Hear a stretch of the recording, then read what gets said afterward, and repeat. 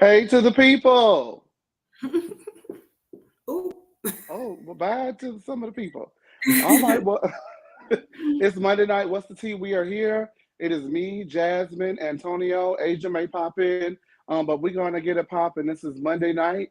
We're here with the Real Housewives of Potomac. And honey, if it look like I'm tired, it's because I very much so am, because them heifers wore me out. That was one hell of an episode. Welcome back, Antonio. Okay, please. What's up? I hear you. How you doing, Cassie? How the people doing? Okay, let's get right on into it. Let's lean in, bitch. What did y'all think just overall before we get into it? Because I felt like last night's episode was a lot. What did y'all think about it? Just It was a rating. lot. Give me a rating. A rating? Yeah. You think a 10? I was gonna give it about 8.5 ish. About 8.5. Yeah. Yeah. It was Okay, good. I would give it about an 8. Yeah. They first 3 episodes they kind of hit back to back. So Jeez Louise, right? yeah. And guess what? They all make sense. Oh, I mean, the beefs make sense. Some of the girls don't make no sense. And we're going to break that down. But I'll take this over what we got the last season down to the Atlanta. With that being said, make sure you guys like and subscribe to this video. Hey, Cassie. Hey, Polly Sci. We all know that our fearless leader is celebrating his birthday abroad on holiday. So we send him well wishes. And we're going to move right on into it and lean right on in, bitch. Okay? I'm hoping I did this right because it looks like half of my stuff was chopped. So if it was, we'll fill in the blanks. I don't know what the hell going on. Anyway, if we pick right back off in the separate room where Giselle is stating that she felt uncomfortable being in a hotel room with a bed in it with a married man. Candiace and her napkin are speaking with Eric after she stormed off from Giselle and says that Giselle's confession is BS and it is about maligning her husband. And if that is what it is about, then they don't want her there. Eric says that he does not control what they say just as much as he does not control what Candiace says. And Candiace adds, before we conclude this part, that if that is what they want, then ask grabbing Michael Darby's self, who actually makes people uncomfortable, should be the topic of discussion.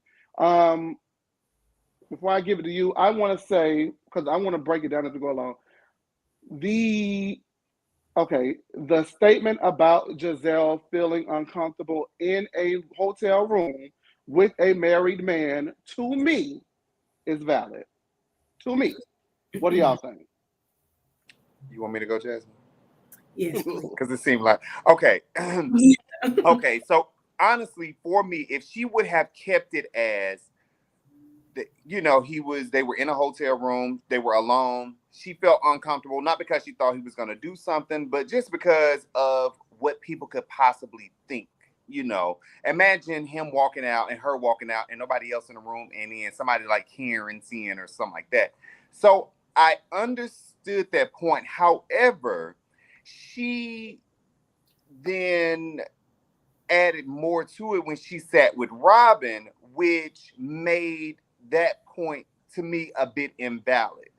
And when she said that about, he slides in my DMs, he's a sneaky link. He was in there complaining to me about his wife. He was trying to see if I was down. So that to me is Giselle stating that she felt like Chris wanted to try her or was going to try her or something like that. So to me, it just comes off as forced. And the fact of you saying you felt uncomfortable, okay, I'm good with that. But now since you've added these other things onto it as to what you felt or how you feel about Chris, to me, it kind of cancels out you feeling uncomfortable. I never would want to kind of put my feelings on her and say, oh, well, no, you didn't feel uncomfortable. Like, who am I to tell her how she felt?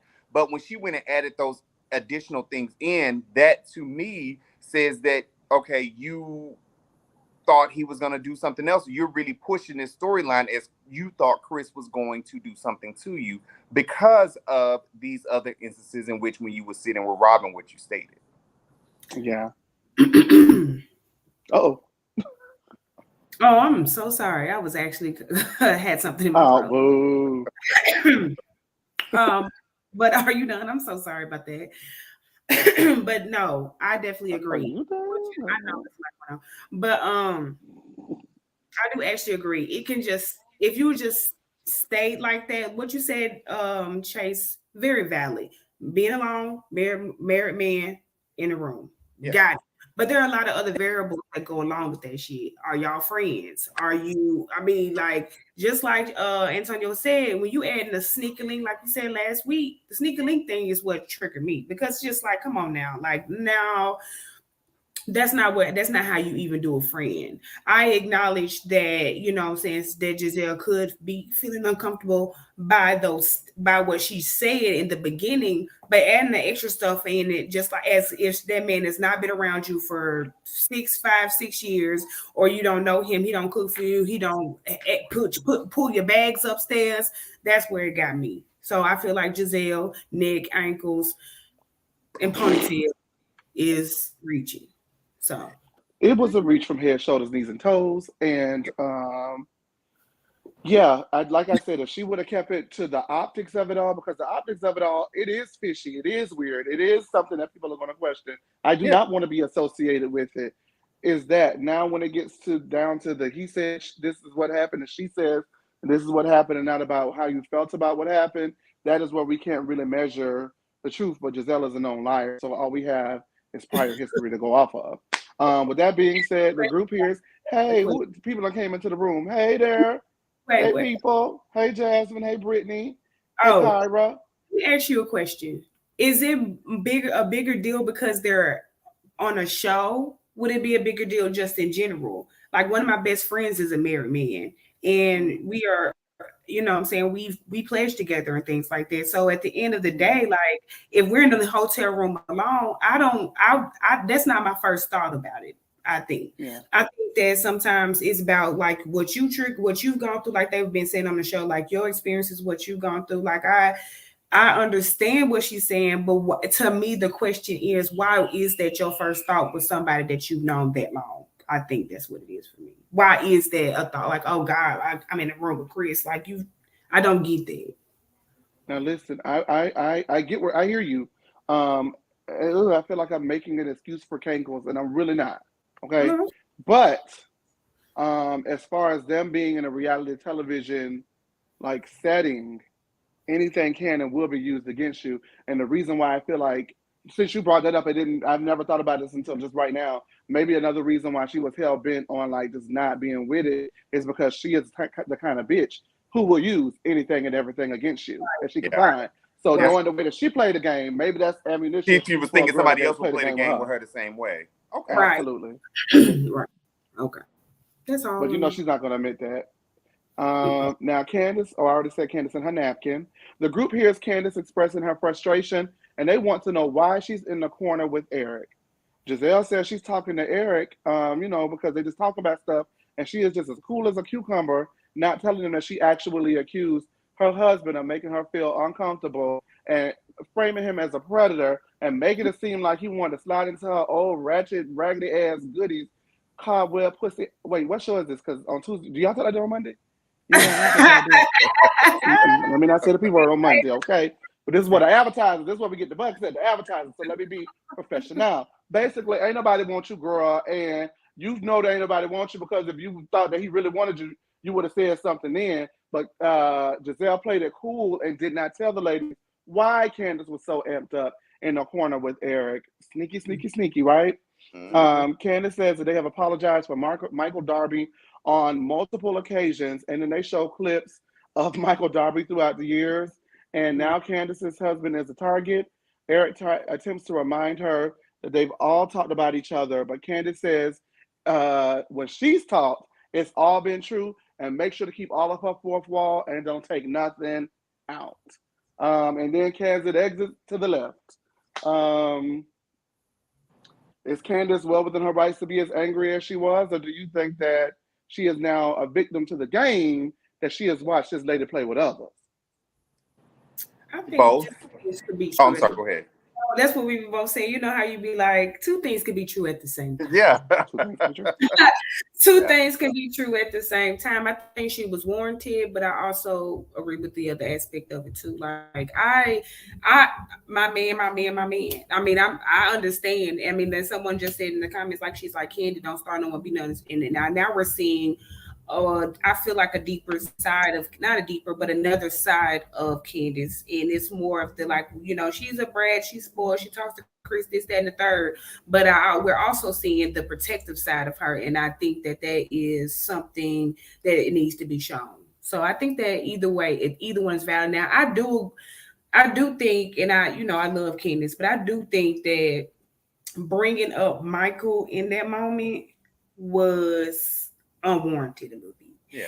So, you know what I'm saying? I feel like I agree with her, but it really didn't match the situation. It's just like anybody can get it, bitch. Your husband, fuck you, bitch. You know what I'm saying? So I do feel like, I hold her accountable too. That I don't think that I don't like Ashley, but I don't think that the Michael thing was warranted in the moment. Just if you're mad, be mad and focus. So Yeah. I agree. Everything Jasmine said, I agree with that. She hit it. Yeah, she did. She was jamming on the one. And the two. Okay, the one and the two. Catch. Candiace says she's going to take her black ass and exit to the left, and she does, because it is. She is not going to unload the clip on Giselle. She's not giving us that. She's on a yoga mat and has shit to lose. Not today, Satan. Not today, neck. Not today, ankles. And once again, as I mentioned earlier, she leaves living.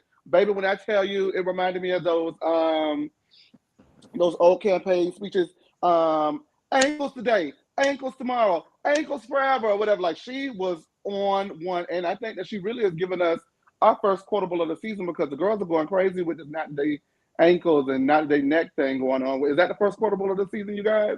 What do you think? Probably say so, but I think in regards to that, we should thank the great Nene Leakes. Give her flowers, because we got now hold up glasses, or you and your wig. So Nene, that was her thing about calling people out about and kind of naming it as an insult. So go off, Candiace, but we see you, Queen Leakes. Oh, the blueprint. She is the blueprint. I don't care who likes it. I believe she is the blueprint, in my opinion.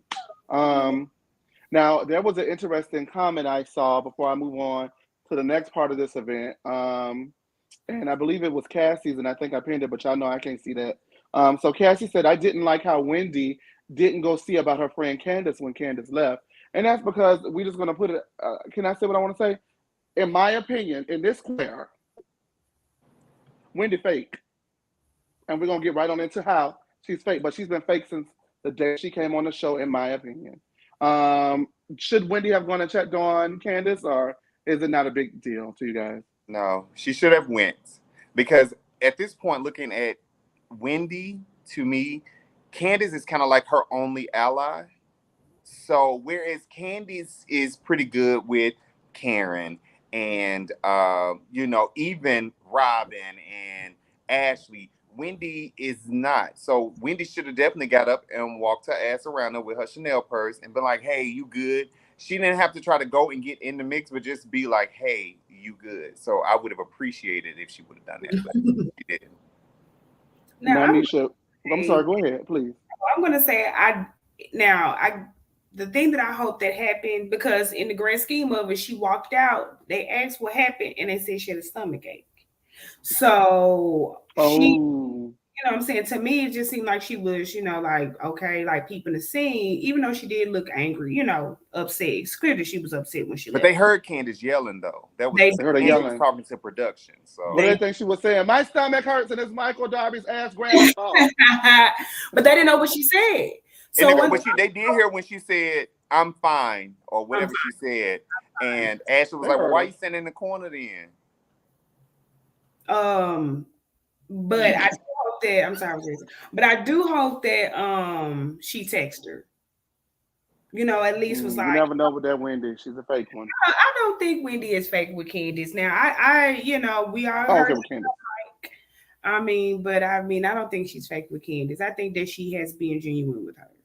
And I think too with Karen. I think she still has her eye on her, but I still think that she does well with Karen.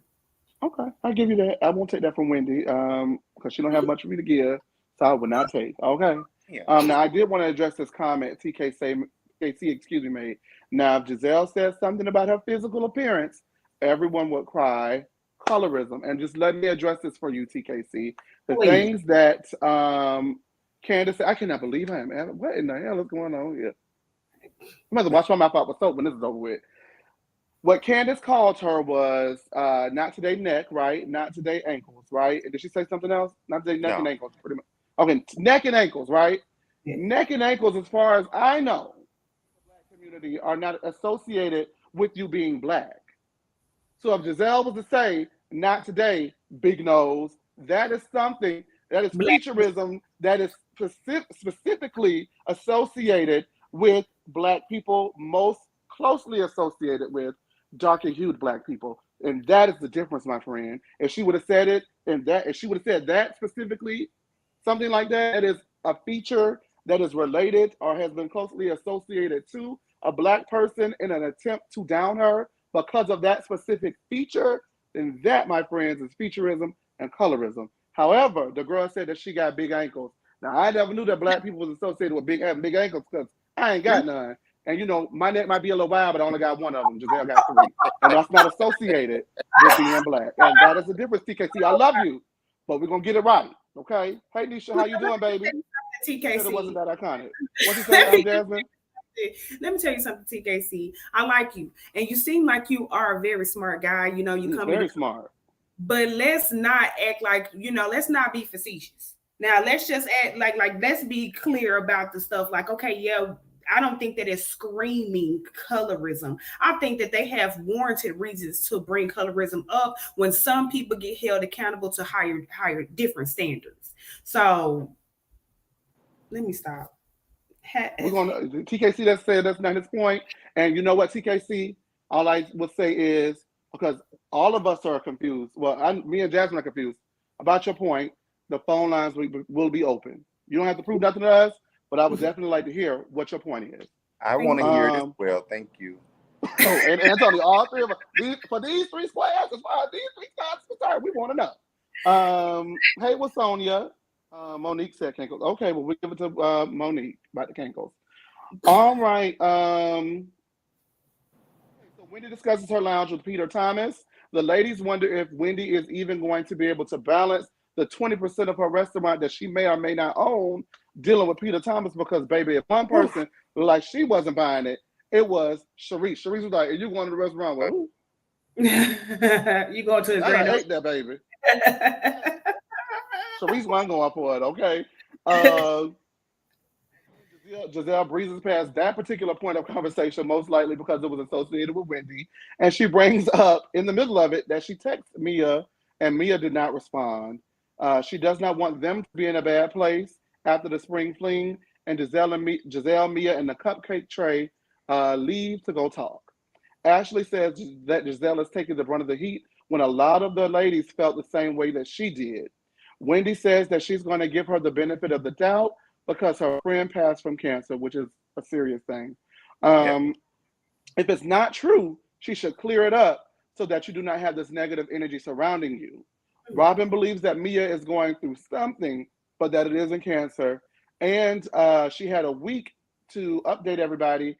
And within that week, she should have been able to give a firm date on her cancer diagnosis. With that being said, should Wendy really be thinking about going into a restaurant business with Peter Thomas?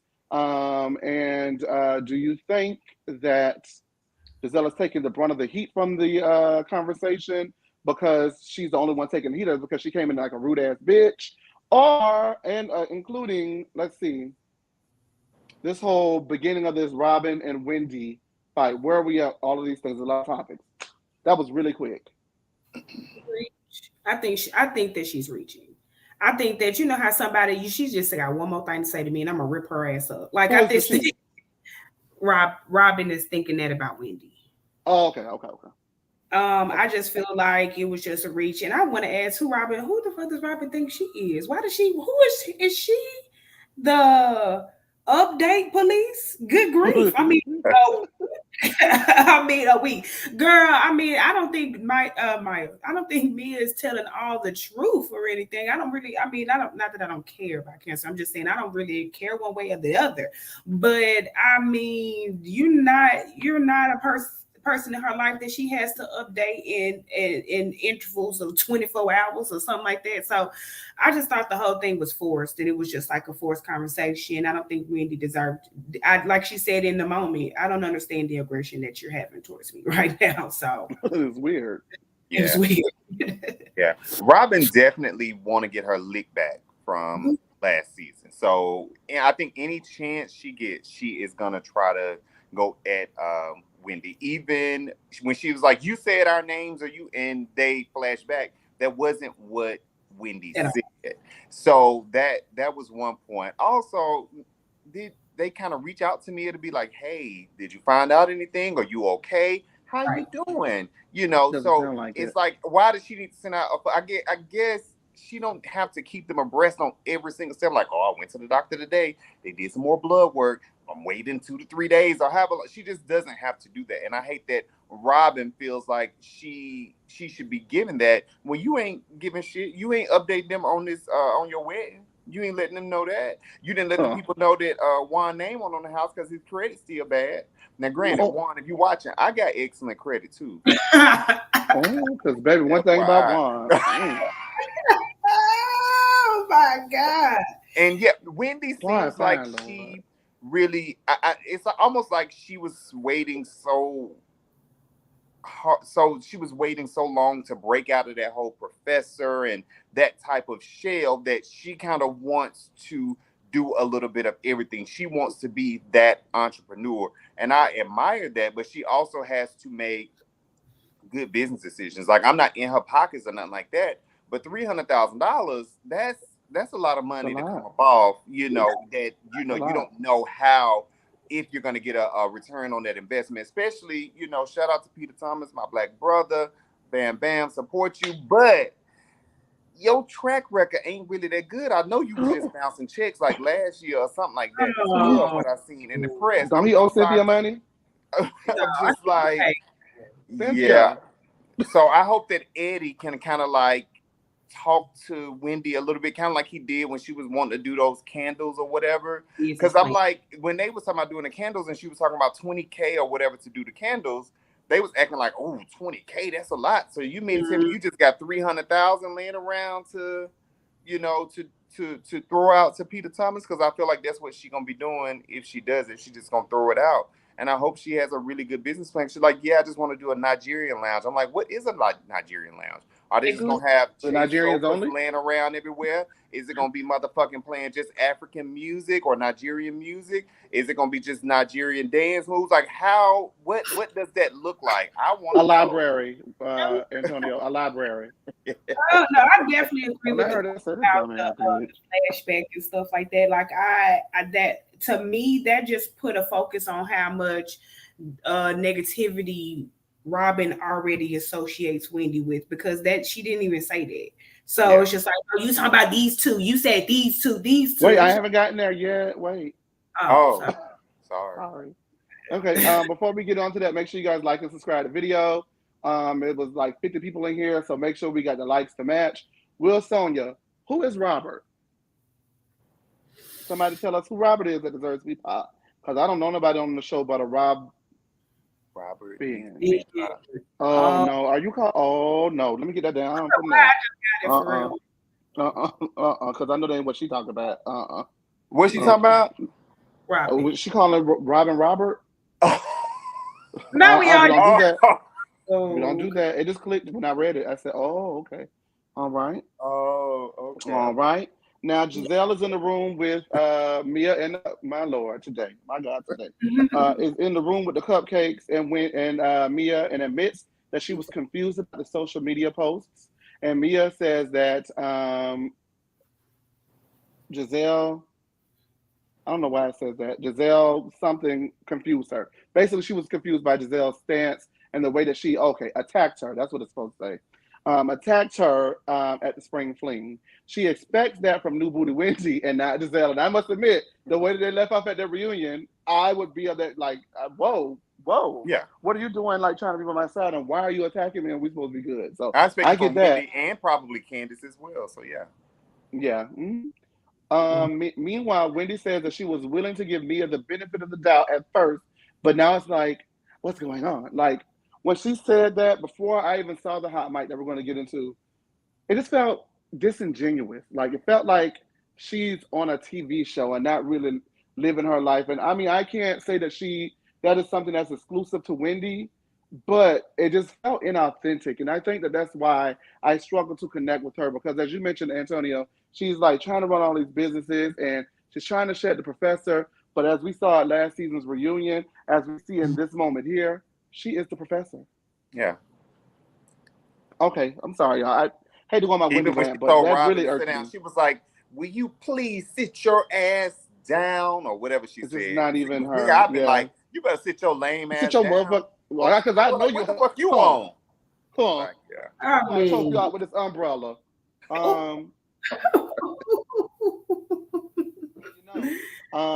Okay, so Robyn wants to know why she feels that way. If she feels that way, why did Wendy ask, what did those two say? If they had the same sentiments as Wendy did. Wendy makes it clear that they do not have the same sentiments because the bandit said that Mia was lying, and Wendy has never said that Mia was lying. Sharice says that there's something else going on up in here. Now, what the hell is going on in between the sheets of my home? Something's going on, and it's not making no sense. And Wendy and Robyn continue to argue back and forth, and it just becomes a lot. Wendy embraces Mia and asks if she is okay, and that is something that is different than what the bandits have done and did at the spring fling. Mia says that, and back in the room with Giselle, Mia says that if they have a problem, bring it to her instead of going all around the Mayberry bush. Now, is there a Mayberry bush? Because I thought it was the mulberry bush. It is more. Okay, I said now all around the Mayberry bush. No, they don't go. But it's Mia, so let her have it, I guess, right? I don't know. Giselle actually apologizes and it was accepted. However, Robyn and Wendy are going at it. And Robyn said that Wendy wants to act like the bandits are the only one questioning Mia. Wendy says that Robyn called Mia a liar and that she didn't. She wants Robyn to stand in her truth because she never called Mia a liar. And then when Robyn gets up and the argument escalates, Wendy wants her to sit right back down and sit in her truth. Wendy is moved, and once again she commands Robyn to sit down, and Robyn does it. Look at me. Sit down. What do you guys think about that whole fiasco? It was a bit much. It was a fucking mess. It was like, I loved it. Right. It was Robyn and Wendy was going at it. Sharice and her motherfucking Versace t-shirt was over there looking like, why y'all into it? Girl, I know you know what happened last season, Sharice. I know you done watched it. You know what's going on. You know why they still into it. So stop acting like that. Like that shit was crazy. I was maybe, and I always say Giselle don't like any of them girls but Robyn, but maybe Giselle does like Mia a little bit because I was kind of surprised to see her give Mia an apology that seemed very genuine, right. But I do think Mia deserved it for the way that Giselle, kind of came at her. Mm-hmm. Yeah, but it was. What you said? Oh, I was gonna let you go ahead. Oh no, I'm done. Go ahead. I'm sorry. So, Robyn, who the fuck does Robyn think she is? Because at the end of the day, the fact that now we can talk about how I'm finna say Mary, but we can talk about how Wendy said sit down and sit down. But what was Robyn getting up for? That too, yeah. But what did she stand in it? People that somebody had to, I don't know, was it Ashley or was it Sharice had to put their arm out and tell, Sharice had to put her arm out. Because Robyn was acting like she was about to get in Wendy's face. Yeah. Right. Like it's always like I just don't understand like where Robyn's head is because there was no need for none of that. Because you asked earlier, Chase, do I think that do we think that people are throwing, Giselle in the bus or giving her the most heat for the shit?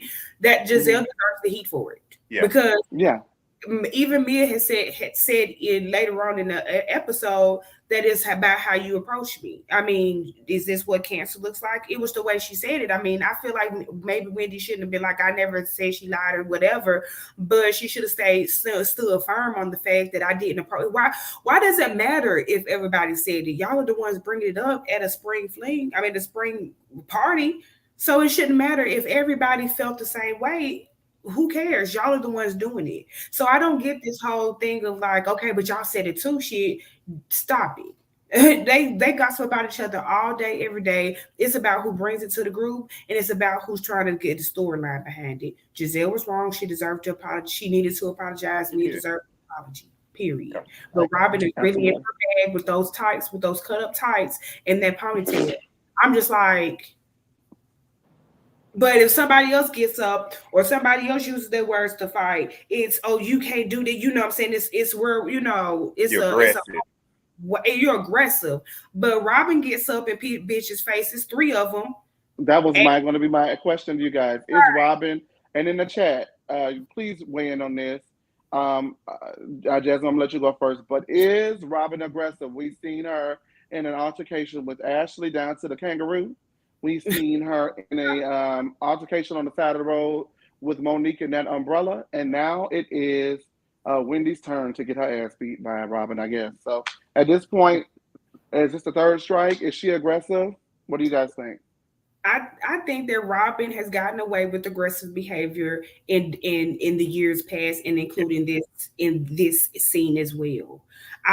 So when we speak on stuff like colorism, it brings that back to me, because it's just like, but if Candiace or Wendy was outside of herself and running up on people, putting their hands in their face, getting close to them, walking up on them, all these people may ask to be maintained space. So why is Robyn not getting held accountable for how she walks up on people? Why are you walking up on somebody? You're 40 plus years old. Like, stop it. At this big age, big Robyn, stop it. So that's how I feel about it. I just feel like, people are held to different standards, because why are you walking up on people? Yeah. Well, TKC, she just doesn't.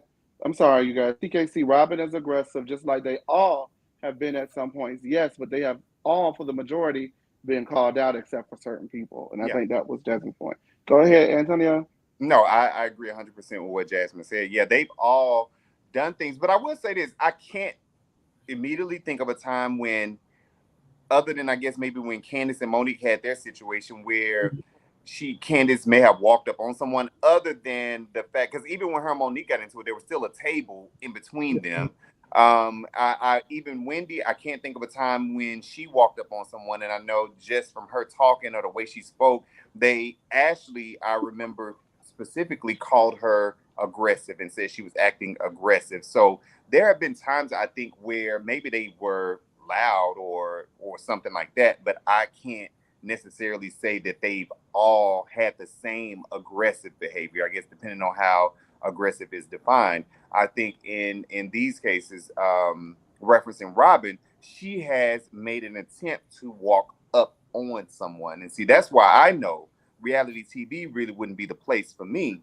Because I feel like, oh my God, if you get within that reach, right, you're going to feel something. Because now I feel like I got to protect myself. You're going to feel something. So, it's still different, and I hate the whole, I hate having the colorism conversation, but I do feel like it is necessary to have in some instances, especially with these, when you have the light-skinned, green-eyed young lady that has, kind of walked up on and attempted to berate and go off on multiple people, and no one has labeled her as that. But you have others who's only stood back and cussed somebody out, and they've been labeled as aggressive. They just so happen to be of a different hue.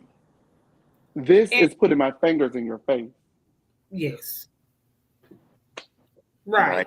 They usually are about the same stuff, because Robyn walked up on Ashley because she was talking about Juan and the allegations and reading up on him, not having no money, bankruptcy, and all these things.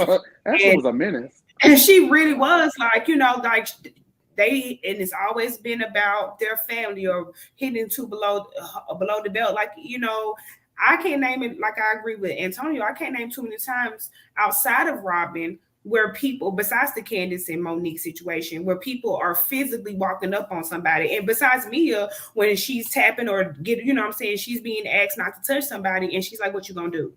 So where's the accountability for these people? Like, I'm not no soft ass bitch, but in the grand scheme of it, if people match the energy that these people have been giving other people that ain't, you know, that ain't about getting up and matching that energy, when they find somebody that's gonna match the energy and that person is not favorable amongst the viewers, who's gonna be labeled aggressive then?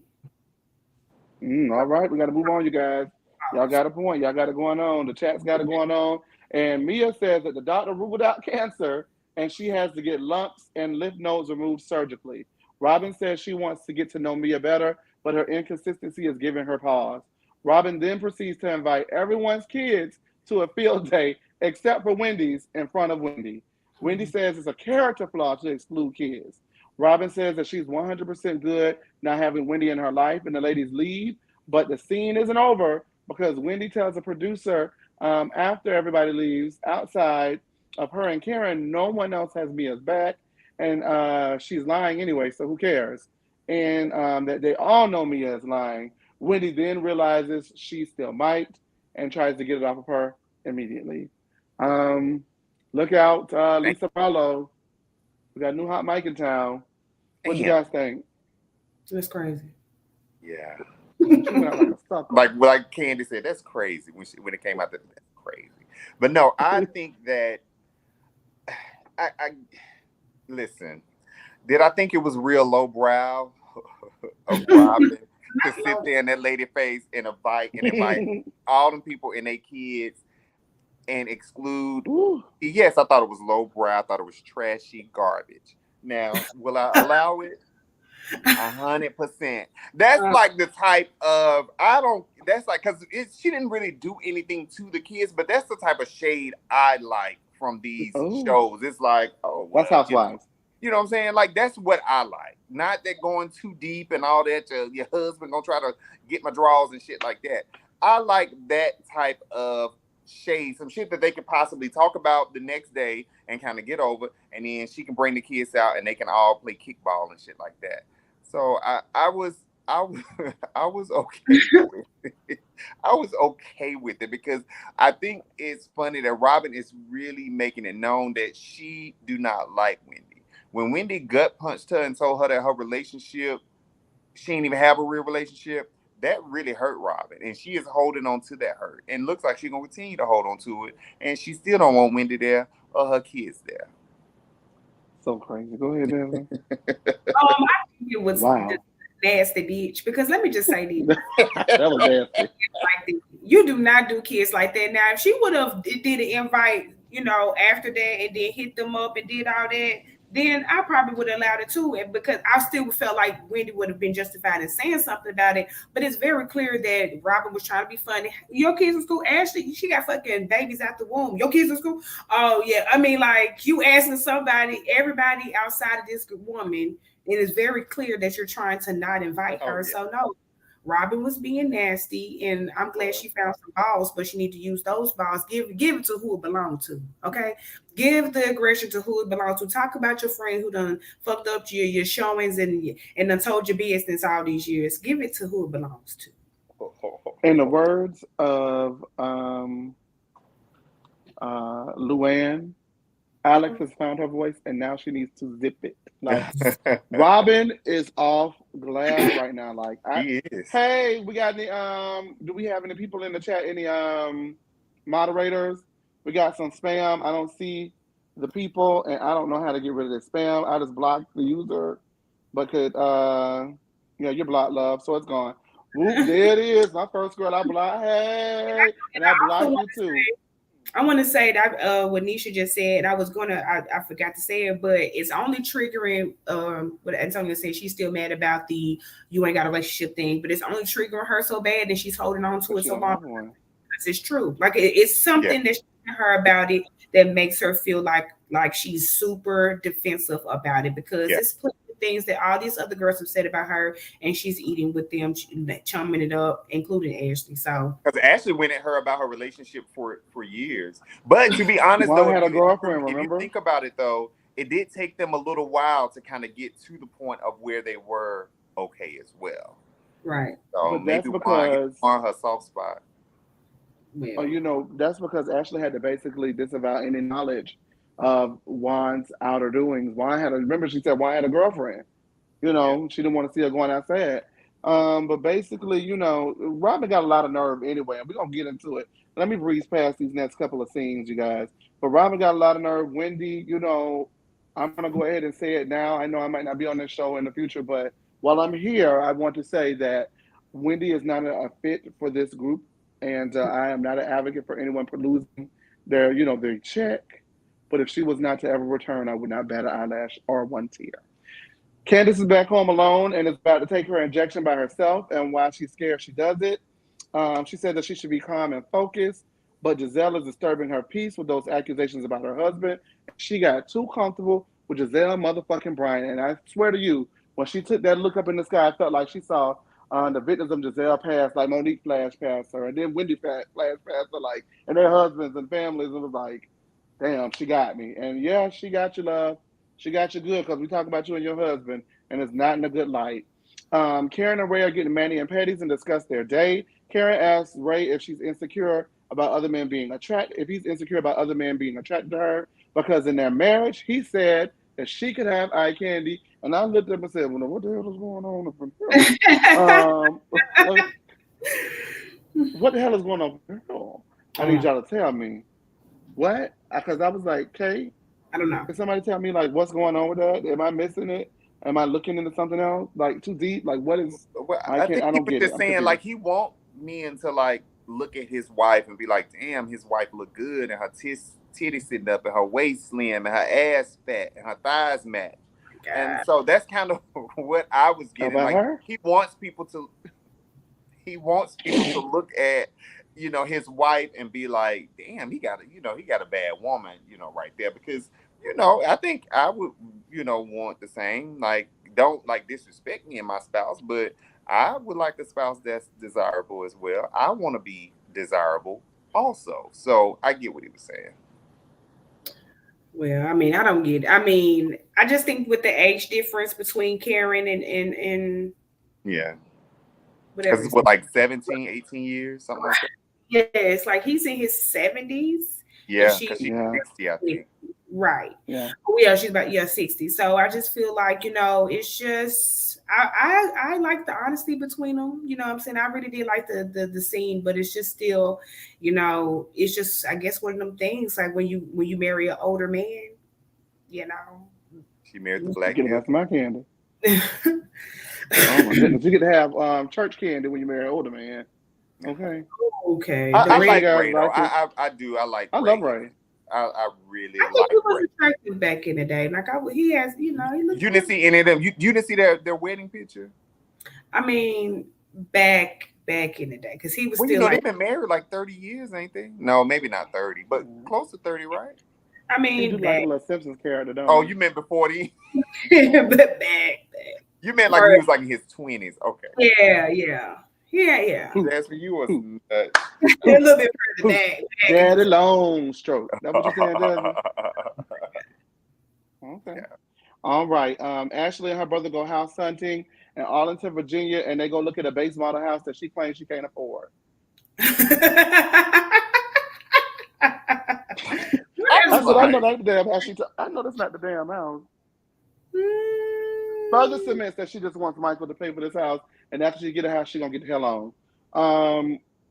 For me at least. She said that Michael doesn't think all cash offers are smart and agrees with him, but when asked why, she could not give the 3 reasons why. The person helping her find a house, Natalie, says that she spoke with the lender, and Ashley is under the impression or believes that they should not disclose to the lender that they're looking to get a divorce because Michael says it could scare the lenders off. However, Natalie drops a bombshell in that moment and lets her know that she has already spoken with the lender, and them getting separated is not going to be an issue for the lender, and it is there that Ashley discovers that Michael may be lying about the finances and the situation surrounding them. It is also hitting her that her marriage is ending, and Ashley, she tries to muster up that tear, but it just wouldn't fall out. So she scrunches up that face and wonders if she's making a mistake. Maybe Asia was right. I ask you. Listen, let me start off by saying this. Zach looked just like Sheila. Really? I mean, the teeth and everything. He looked just like Sheila. Like, definitely. Zach is definitely Sheila's child. So let me say that. But it seemed like him and Ashley have like a good relationship, and I love that. Michael, Michael is hiding a whole bunch of money and got a whole bunch of shit, and Ashley, he know Ashley gonna really come up, or B, Michael ain't got shit and Ashley not gonna get nothing because something is going on. I'm like, is he trying to like do this whole? Because even when she was saying that, like, yeah, we shouldn't tell them about our divorce. I'm like, girl, but if you got the credit, you said Michael paid for everything, so you should have your 7 seasons of money lined up. Right. Why you can't go and get you a house? This house looks smaller than Candiace's house, so you should definitely be able to, afford this house. It was a nice house, but it did look smaller, so I just didn't understand how he was really trying to like bait her into, oh, we should do it this way, buy it with the LLC. I'm glad her Uncle Buck or Uncle Chuck, Chuck, he nucky you. Whatever his name is, I'm glad the uncle kind of had already stated that, like, nah, you need to go ahead and get some shit, get some stuff in line, get you some lawyers, because I'm hoping that it's starting to click to Ashley now, like, okay, maybe I do need to go ahead and get me a lawyer. And like what Sutton had to do when she was going through her divorce with her husband and get like that financial lawyer, that's how she found out she was going to be such a rich woman, Oh my God, could you imagine? Shit. Like, I really do think that he has. I really think he has a lot more than what she knows. Mm-hmm. Yeah. I believe and he don't want to be in a situation where he got to give up half of that to her. Well, I just don't understand why. I mean, he seems like a smart businessman. Why not just do a stronger prenup? You know what I'm saying, or something for her to even have these thoughts and notions that she would get some type of maybe he thought he could keep manipulating her too, Jasmine. But that also makes me think that the whole house situation is a level of manipulation and control too. All of it is. All of it is controlling to me, and it's really like I don't like Ashley and some of the things. I mean, most of the things that she's done, but it is getting kind of like cringy to watch that. Like when she was sitting there with the bangs, and they was like asking her like, what do you think about? Were you surprised? I mean, it's like getting kind of cringy to watch. So I don't know. Like I'm kind of not feeling it because just like I don't want to be a part of it. Take me out the group chat because you the slowest fucking you slow as Christmas. She's not slow. And that's what I'm saying. Like I cannot differentiate it right no more. Seem too much. I can't. I don't know the truth. So you can't. You either that slow or you that damn smart to make me feel like you're that slow. So it's getting. Go ahead.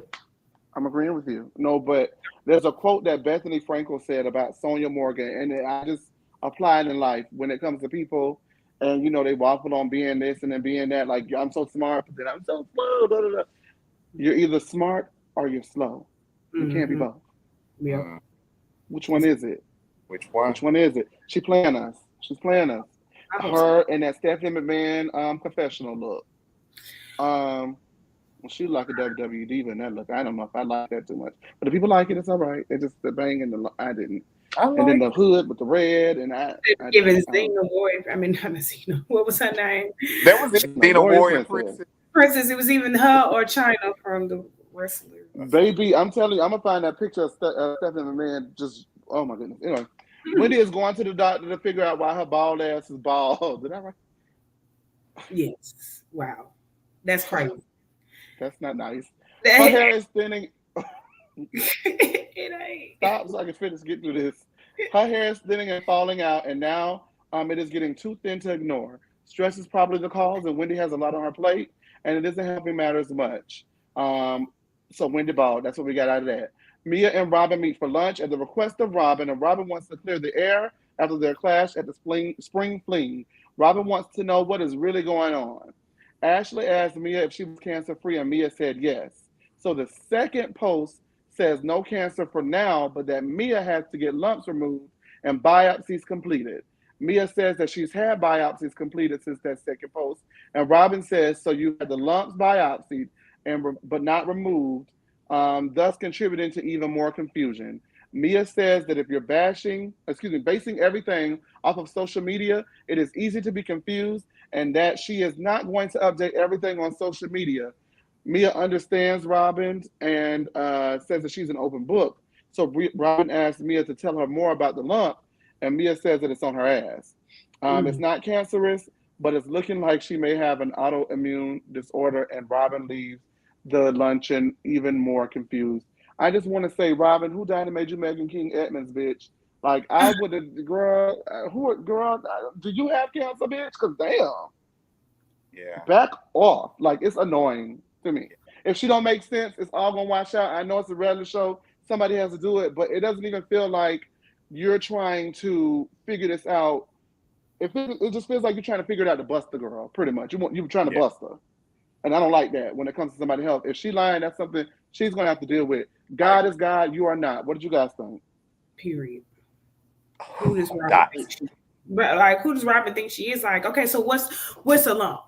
Like, she's asking all these questions. I would have been like, bitch, where's the lump in your head after I pop you in it? Like, that's crazy. Oh my like, goodness. I do not understand where the entitlement is coming from. But I already think Robyn's a white woman. So I feel like Robyn is entitled. She's reaching for a lot more TV time. Yeah. And I feel like Mia is warranted in having caution and being like defensive about the questioning. If she's lying, which a lot of people think she is, and she ain't slow, she knows that, she reads the comments clearly, then that's just like you said, that's her thing to bear. But Robyn does not have any entitlement. She's not even a doctor.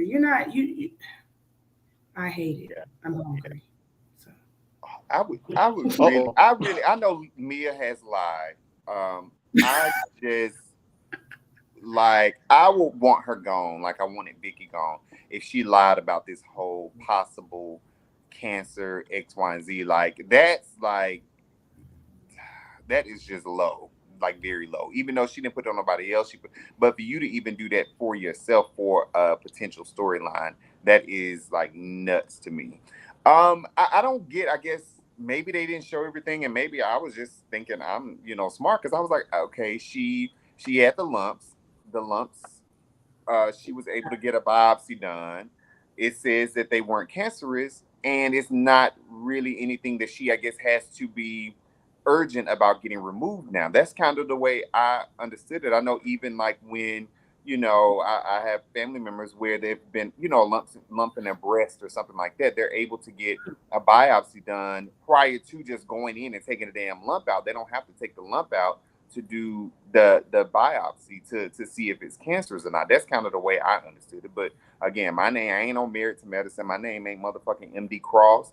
So I'm just kind of thinking to me, it's not that confusing. Now, when she did say the lump was on her ass, I was like, seemed like a lie. Is she sitting on it? Right. I can show you. I would say, well, Robyn, why you ain't just say, let me see now?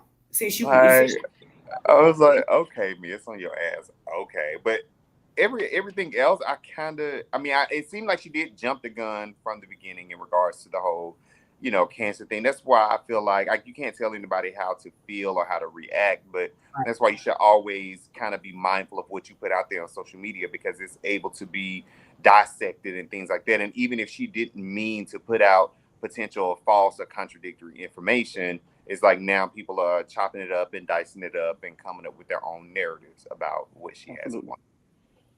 Yeah, I mean, it was she kind of set herself up for that. Go ahead. I'm sorry, Jasmine. No, I'm sorry. I'm just saying it was just a week. I mean, from when she was like, what was that, a week or so ago? I mean, damn. I mean, Yeah. I would have been asking her for that shit so quick, but they already that just shows from the jump when she posted it, they didn't believe her even if she was telling the truth. So the fact that you trying to make this girl update people that she don't even know on a social media app about something that was just a week ago, it just makes just to show me that the bitches didn't believe you anyway. So why do you care what they say or not? Just don't be disrespectful in my face. Somebody else, this is what cancer looks like. Believe me or not. So. And let me just say really quickly, guys, I want to be very clear. First of all, for anybody I offended with my breakdown of Wendy's scene, please do not let my disdain for Wendy get in the fact of the way that hair loss is serious. People deal with that. So if anyone in the chat, any of the viewers are dealing with that or have dealt with that, I just want to apologize if it came off insensitive to you. And I just want to apologize about that because that was not my intent behind the comment. It's just Wendy's on the screen. I want to barf. That was the intent. I wonder if she got that. If she got that shot though, because I do know that makes her mustache grow. Well, yeah, it can make the hair. It'll make the hair grow back, but you might get hair other places as well. So, okay. All right, you guys, we're gonna wrap this up. We're almost done here. Before they leave their luncheon, they discuss Candiace storming out of the event, and Robyn again brings up Giselle getting uncomfortable with Chris. Excuse me. Mia adds that at spring fling, she saw Chris stare her down, and that there is some truth to it. Cue the camera footage of Chris not looking at or acknowledging Mia's existence. I don't. Some people deserve to be on TV, and I Jazz, you know how you fan of Nat? That's kind of how I felt when Mia made that motherfucking comment about, he was like staring me. It was just like, you got to come a little harder than that. Because she act like she was about to drop a bomb. And it's like, girl. The way they cut it and they played that music, I'm like, oh my God. Is it still in the room at Sadia? No, that just made me I mean, Mia, I'm not gonna down nobody's looks. I don't think that Mia is an attractive woman. I can see the attractiveness in her, but she is not that fine for her to always think somebody else's husband want her. Like that is just like and Robyn's like, I don't know, I like Chris, honey. She should she being honest this season. In that moment, she should have said, Mia, please. Stop it. No, like them it was that's some bullshit. Nah. That was hell. I said, you just made that up. Crazy. That was all right, you guys.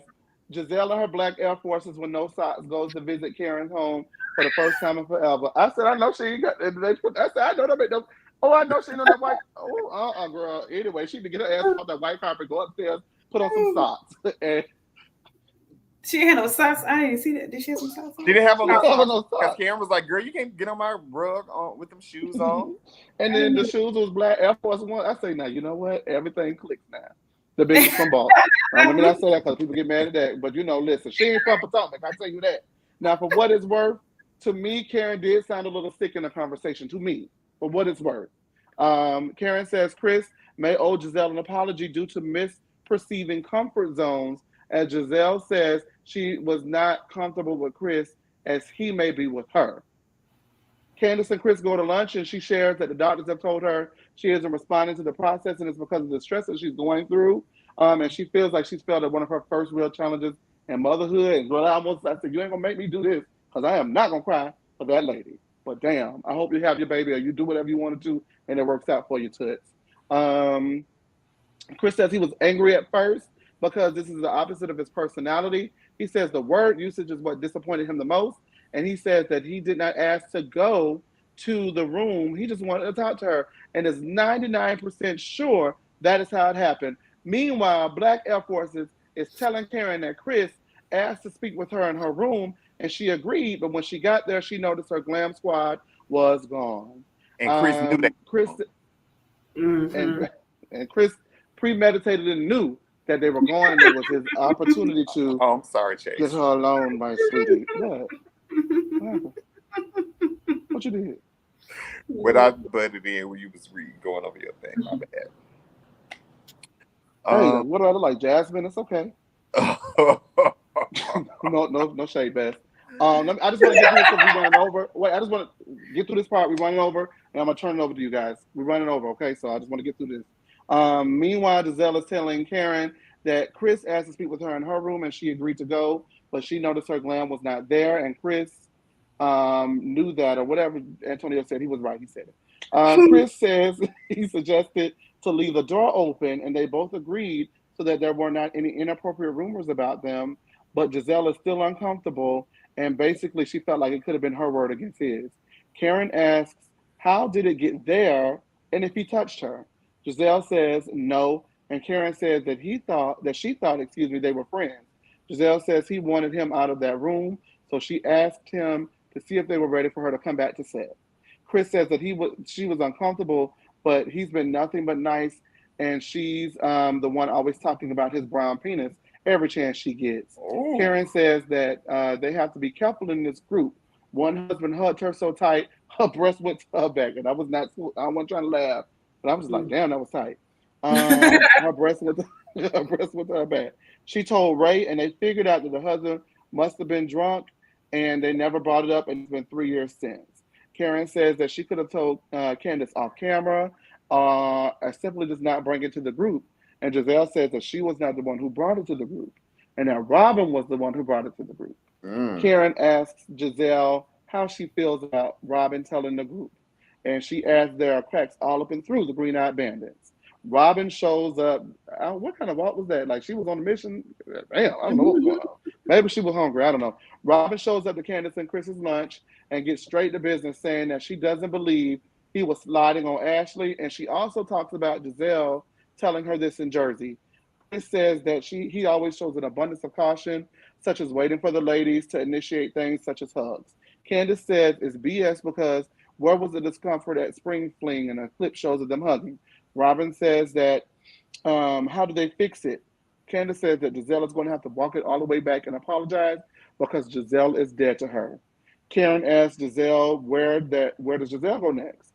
Giselle says it's been 7 days, and she thought that they would have gotten a phone call with an apology, but she hasn't, and she stands on being uncomfortable, and if it wasn't wrong, she wouldn't feel that way.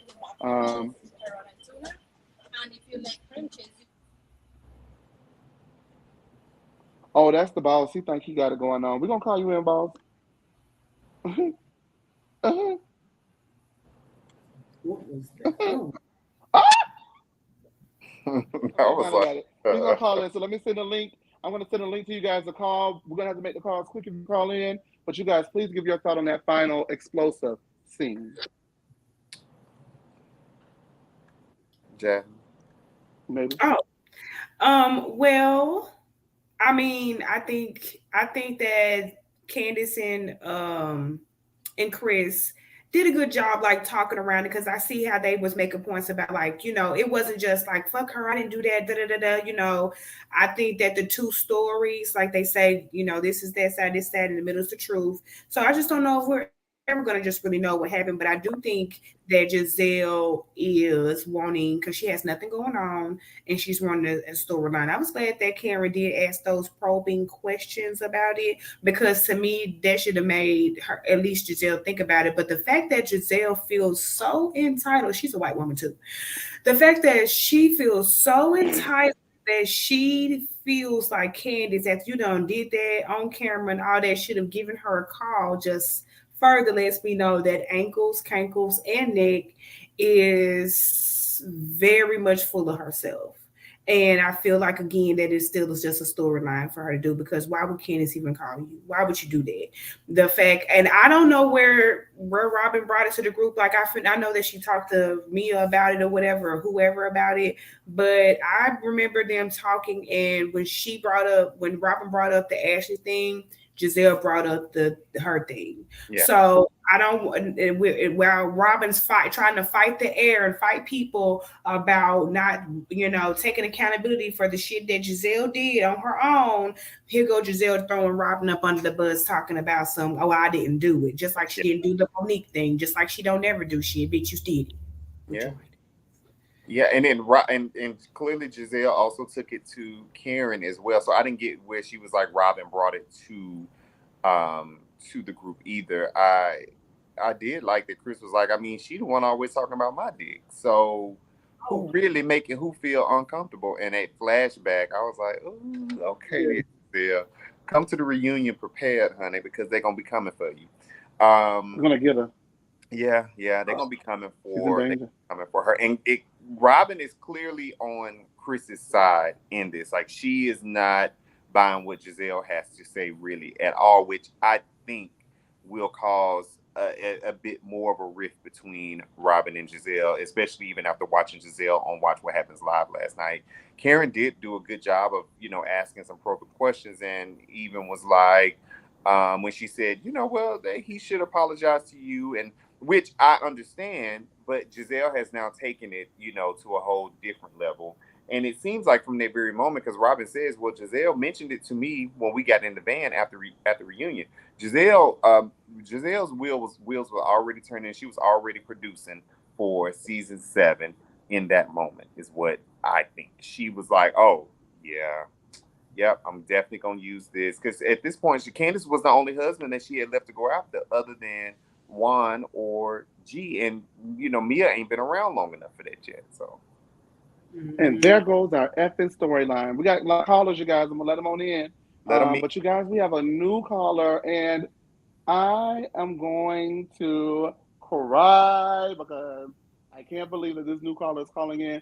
Make sure you guys like this video. Subscribe to the channel. Watch us on Mondays, Tuesdays, Wednesdays, and Thursdays. We have programming content for you. But let me go ahead and let this new caller in. Hey, Cohen, how are you? Hey, Chase, how are you?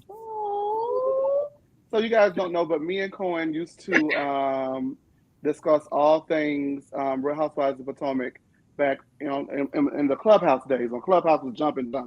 And one thing about it, he is going to say what he got to say. So I'm going to leave it up to you. You still standing, Candiace?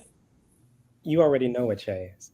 All right. Go ahead. Say what you got to say, Cohen. I know that's not your fave, but she is mine. And I'm still with her, especially this season. I think that what's happening to her, like I said back on the Clubhouse day, she should have never trusted Giselle from the jump, because you can't trust her at all. And we see what's happening to her. I hate it, but at the end of the day, I have to kind of let her sit in that, because she didn't learn her lesson with the whole Monique thing. Just because she's on your side does not mean she's fully on your side. She just didn't like that bitch at all, which most of us don't. But I love Monique. Be real. I mean, I don't know, but I will say I am liking Robyn this season. I think she's definitely coming into her own. I'm really proud of how far she has come. She has the house and everything. So it's great to see her in this new direction. But I will say with that whole Wendy situation, I'm not really mad at her, especially seeing the clip earlier today where she is going to make a way for her kids to come. I thought that was actually kind of nice in a way. In a way, Chase, it was kind of nice. Cohen, don't get me in here cussing you out up here now. Come on now, Cohen. But don't do this to me. I'm not trying to, but I'm just saying, though, I understand she and Wendy are not in a good place, but at least she did find a way to include the kids in the end. I'm a little shocked that Karen, I don't know where her head is at this season with this whole Chris and Giselle thing, because even she should know that that woman is always flirting with that man, and she's always trying to eat up his shit in his pantry while also talking about what they do and don't have. So, I mean, I don't know, but Ashley is confusing me. I'm trying to figure out if she really is divorcing this man or she just wants a home. I'm still trying to figure that one out. It don't make no sense, baby. It don't make no sense. It really doesn't. And Mia, I'm sick of her too, because at this point you're trying to sit here and talk about this man, and then the camera caught you and saying that he was looking at you, but he wasn't even thinking about you in the slightest. So I mean, like, I don't know. I would say this, Cohen, before I have to let you go, because we got to line out the back room. I will say this: the only way you know if a bitch looking at you is if you're a bitch looking at them. Period. Catch that dirt. Cohen, thank you for calling in. It's so good to hear from you. Yes, thank you, Chase. And please join us on this channel too. We got it going on over here too now, Cohen. All right, I'll come. I wouldn't see you wrong. Thank you, Cohen. Yeah. All right, who we got next? All right, we got the birthday boy. Hey. What's going on? Oh, Now wait a minute. Now, Yeah, will you get us together about that screen being like that? Turn your phone to the hold up, baby. I'm on vacation. I ain't on there. Okay, I'm gonna be quick though, because there is a line. Because I watched the episode last night and I was like, it was a really good episode. But I'm gonna say this: Robyn, whereas I understand she is activated this season, I can't rock with it, especially the thing she did with Wendy's kids. I found it to be kind of tacky, and I understand that she's going to. I understand she's going to try to find a way, but like, what kid is going to go so without their mother? It doesn't make sense to me. It's very like, but you know what? It's Housewives. It's petty, so I said go for it. But overall, it's kind of tacky, and Giselle looks stupid. I did holler at Robyn when she came in that tacky ass two-tone dress. I thought it was hilarious, and it looked like she wasn't supposed to be there. No. But overall, the episode was really good. I don't want to hold the thing too long. Y'all had a really good show. Shout out to Cohen. I didn't recognize him. I was like, who is Cohen? But good to know it's a new caller. Welcome to the lean, Cohen. Thank y'all for having birthday wishes, and maybe I'll jump in tomorrow. All right. All right. Bye. Enjoy your birthday, love. Bye. Yes, honey. Cohen down to the clubhouse. Let me tell you one thing about it. He was very calm tonight, but baby, one thing about that Candiace, he get activated about it. Hey Mel, NYC, how you doing? Hey, how you doing? Hi, Mel. Good to see you. Thank Hi, you for calling. panel. Hi, panel. You know what? I just would focus on Giselle because I feel like Giselle's life experiences is really messing up her friendships because she told Wendy last year that when she had the surgery that the only reason she would have the surgery is because she was trying to keep her husband. I think that was sort of the idea. With Mia, she questioned her pose. This year, she's telling Candiace she feels uncomfortable with, the interaction that Chris was being very respectful in the hotel room. I think that for me, if she's having all these insecurities and these fears and concerns based on her experiences with the men in her life, she shouldn't use that to go against other people. I think that if your father or your ex-husband were these sort of lecherous, kind of nasty people, then you shouldn't put that on to other people, in my opinion. I think that she's really just sort of putting her own trauma, her own experiences on other people, in my opinion. She may feel insecure about herself and her legs, her neck, and whatever the people talk about with her all the time. But, I think that she just used it against other people, So that's what I saw. I just saw a woman who maybe legitimately felt a certain way, but she's just sort of, not doing good with her friends on the show.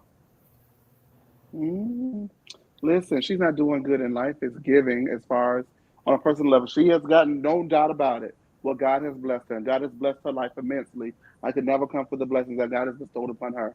Now, other than that, she's a low down. I'm not going to do all that. I'm not going to give all that. Okay. She's raggedy, though. She's raggedy. Thank you for calling in, Mel. We really appreciate you. Thank you for everything that you do. Thank you, Mel. For the channel as well. We Thank you. appreciate Have a good night, everybody.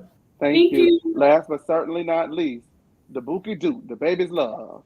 Come on in now, baby. Come on into the thing. What you got to say, love? Hi, family. Happy birthday, Cortez. We miss you. This is foolishness. Utter foolishness. First, let's get to football head. I feel like people, this might be my bias. Football head, flat screen, RoboCop, that's from Tanitra. Stewie Darby, Gargamel, anyway. I feel like she represents some things that I don't like, so that might be my personal thing. But also, I need people to stop pretending that she's so smart, because she's the same woman who got cheated on while she just had a baby, then came on to the reunion pregnant, saying she didn't do the post-nut with Michael because she trusts him. So, yes, rich people put their homes in LLCs all the time. Actually, it's quite smart, can help with taxes and all that kind of stuff. But for me personally, Ashley would be balling if she got Michael to write her a big check for a nice down payment where her monthly payment is low if he didn't want to do the mortgage. Write me a check and I start my own LLC by myself and get my house. This don't make no sense while you're getting an LLC with your ex-husband who you already had issues with the last time you did a business with him, because essentially this home will be a business that he will be tied to even when you're divorced. It will still be contested in the divorce because it's a business you guys have together. It don't add up. And also, she's already come out and said that the prenup had language in it that she did not understand. Because remember, that man got her to sign it without a lawyer looking over it. Okay. They should have hired you. That's what it went wrong. Okay, and then obviously, the piece of the songs of the episode. I like when Chris said, I can understand if she felt uncomfortable if that's something within her, but the issue is that she's trying to push it onto him that he intentionally triggered her. And I feel like from like a psychological standpoint, we all have things in our past or our situations, or maybe you're a pretty girl and all these people are always hitting on you or calling you a hoe or something like that. We all have our things, but it's not fair then to make this a situation where you are trying to imply that Chris had that intention, which is where I feel like she missed the mark. As you all said, calling him a sneaky link. Yeah, he was sliding in the DMs after Robyn told you no, it was an Insta story. What? He was coming on to me. I know when a married man's trying me, and I feel like he was trying me. But now all of a sudden people are asking you, did he say something or did he do something? No, no, no. When you asked him to go somewhere, he went. So it is confusing about what are we supposed to be doing right now? Because if your whole thing is, which also she's very intentional, switching the language from her dressing room to a bedroom, that's very intentional. Because she told Robyn at first, her hotel room, all of a sudden now you're talking to Candiace and Karen, and it's a bedroom. It's essentially the same thing, but it still brings up different emotions when you are speaking to people. And even Karen had to be like, okay, he may owe you an apology, because the thing is, it's like, maybe he really crossed the boundary. But when she's like, well, did he say something? Did he do something? When you ask him to leave, did he leave? Yes, yes, yes. So even Karen, which I don't like, is sitting there confused because it doesn't seem, I still understand it if she wanted to talk to Candiace, but it doesn't seem like something that needs to come on TV 5 months later, especially when she is trying to essentially saying me too, because she only brought it up because of Ashley. Like literally people are on the internet saying me too, like she's me tooing him, like, which I find terrible because like I went to PWI, them boys were nasty, especially with the black, nasty. And so for you to be like, oh, it just triggered me because of Ashley, because he sent a Insta story to Ashley and she quote unquote didn't know that he worked at the W.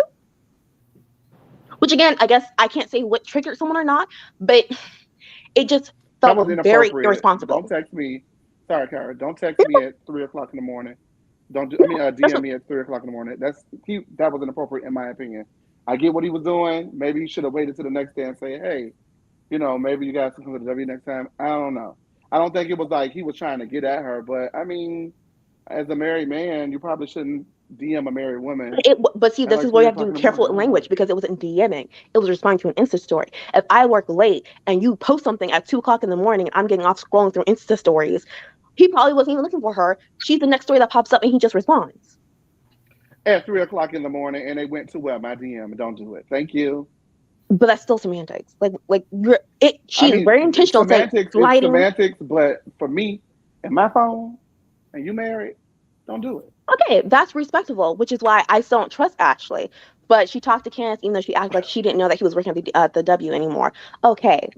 But you are now tying your situation where you're saying he didn't do anything to what Ashley's situation is. And now Mia's opened up her mouth saying, me too. Actually, I have a situation. He was staring at me all day long. Like, it is crazy because it was handled irresponsibly for someone that you seem to be considered a friend, that you're always asking him, was he cooking for you? When your foot was broken, he was the man bringing your luggage up for you and all that kind of stuff. It just seems, it seemed just very careless, especially if you care. I feel like I would be very upset and not smirking if I told my friend this and she got up and I can tell she's angry. I would be like, oh my God, I made her upset and I'm trying to tell my story. I don't mean to make her upset. I just wanted to tell her. But instead you're smirking and going to the girl saying, oh, she's an upset stomach. Nothing's wrong with her. Well, Tyra, we got to let you go. Thank you for calling in. We got to end the show, but you hit the nail on the head about certain, everything actually. And that's why we love you. You are a resident lawyer, Tyra. Show. No, yours. Love you all. Innocent, bye. Guilty. See you later. Bye.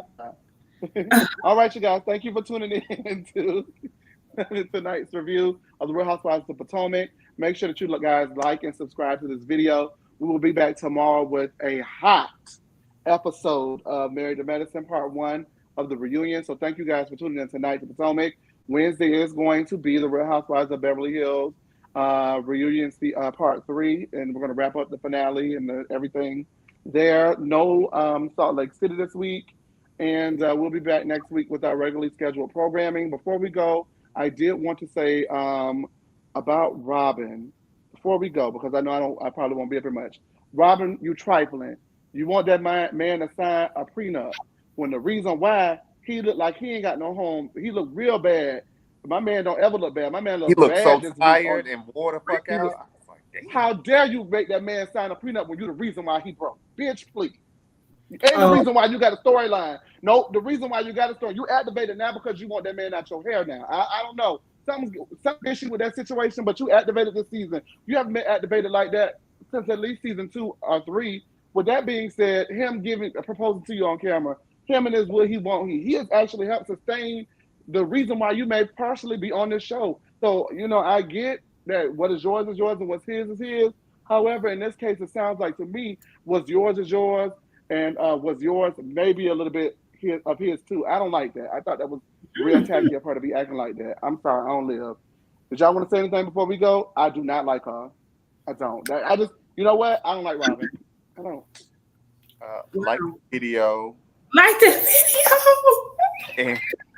And Juan, go get a little rest because you seem like you was just like you've been working too hard. Go get some rest and lay down. No, Dr. C, you calm down. Don't calm me down. I'm not gonna be calm. Why my man look like that on TV? You ain't already getting his hair wet and cut.